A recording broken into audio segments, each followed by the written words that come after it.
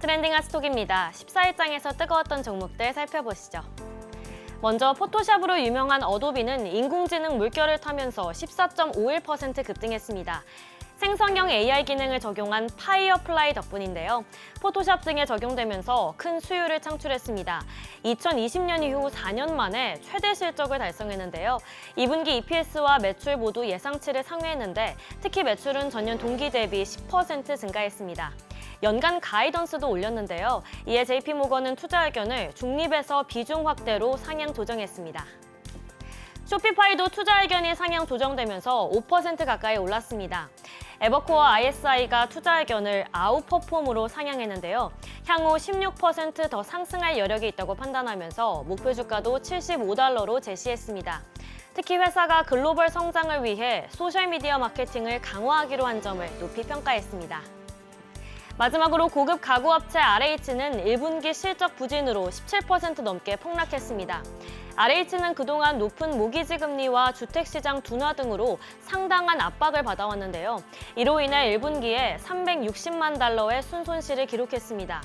이에 2분기 매출 성장률 전망치도 기존 예상치를 밑도는 최대 4%로 하향 조정했습니다. 이어서 서학개미 브리핑입니다. 먼저 5위는 엔비디아의 하루 수익률을 2배 따르는 NVDL, 그리고 1위엔 엔비디아가 올랐습니다. 끝을 모르고 달리는 엔비디아입니다. 월가에선 여전히 상승 여력이 더 크다고 판단하는데요. 이에 오펜하이머도 목표 주가를 $110에서 $150로 상향 조정했습니다. 또 CPI에 이어 PPI도 예상치를 밑돌면서 인플레이션 둔화 조짐이 확인됐죠. 이에 연말 금리 인하에 대한 기대감도 더욱 커졌는데요. 이 같은 장밋빛 전망에 서학개미는 강한 매수세를 보였습니다. 특히 엔비디아는 무려 7억 9천만 달러 어치를 매수했는데요. 순매수 금액만 3억 1천만 달러입니다. 그러나 어두운 전망도 있습니다. 실적 발표 후 주가가 폭등한 상황에서 액면 분할로 매수세가 몰리면 상당한 차익 실현 매물이 나올 수 있다는 분석입니다. 4위는 애플입니다. 테슬라가 빠진 자리를 애플이 차지했는데요.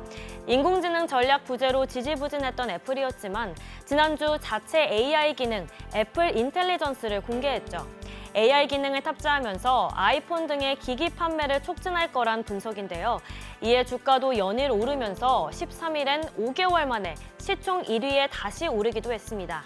모건 스탠리 또한 목표 주가를 $270로 상향하면서 애플의 AI 기능이 소비자 디지털 에이전트라며 높이 평가했는데요.